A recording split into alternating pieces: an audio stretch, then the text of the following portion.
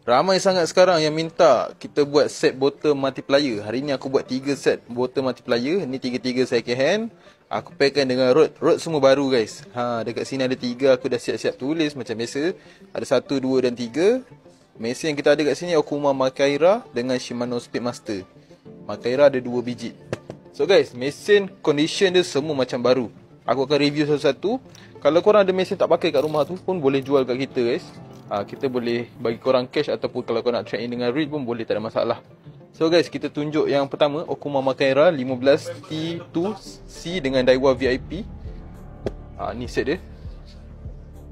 Ni baik ni guys. Korang tengok condition mesin. Condition mesin cantik guys.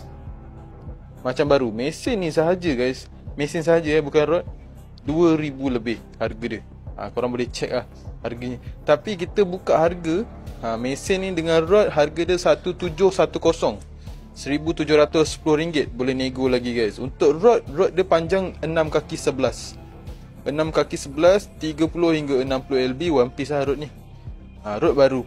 Mesin saja second. Dapat sekali dengan kotak. Tali pun dapat agak. Korang tengok lah. Right, ini harga RM1,710 sahaja. Tu yang pertama.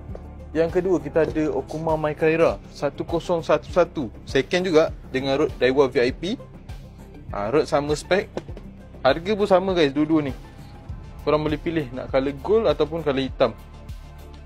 Yang color gold ni pun sama juga harga dia guys. Condition korang boleh tengok guys. Memang lawa guys. Tali pun okey lagi. Tak ada bulu-bulu pun. Dan aku nak bagi tahu korang semua, mesin semua 2 speed. Korang boleh tukar tepi tu, speed dia. Nak speed ataupun low, boleh tukar kat sini. Tu nampak tu. Right, ni harga dia RM1,710. Nego. Condition macam baru. Kalau tadi mesinnya besar sikit, kalau ni kecil sikit. Korang boleh tengok sebelah-sebelah. Right. Dan last sekali guys, kita ada Shimano Speedmaster. Shimano Speedmaster 12.2. Ni pun baik juga guys. Korang tengok condition dia macam baru. Harga kalau baru guys tak dapat guys harga ni. Ini one set harga dia RM1,160 saja. Rod baru. Rod ni rod ugly stick tiger 7 kaki 30 hingga 60 lb one piece. Cincin semua puji guys. Ini memang set-set bottom lah ni. 2 speed juga sama. So, harga tadi aku dah tulis. Korang boleh tengok balik. Sekejap. Ni korang screenshot terus kalau korang berminat dengan salah satu set yang aku dah buat ni. Korang screenshot dan hantar kat kita orang, PM kita orang dan nego lah harga.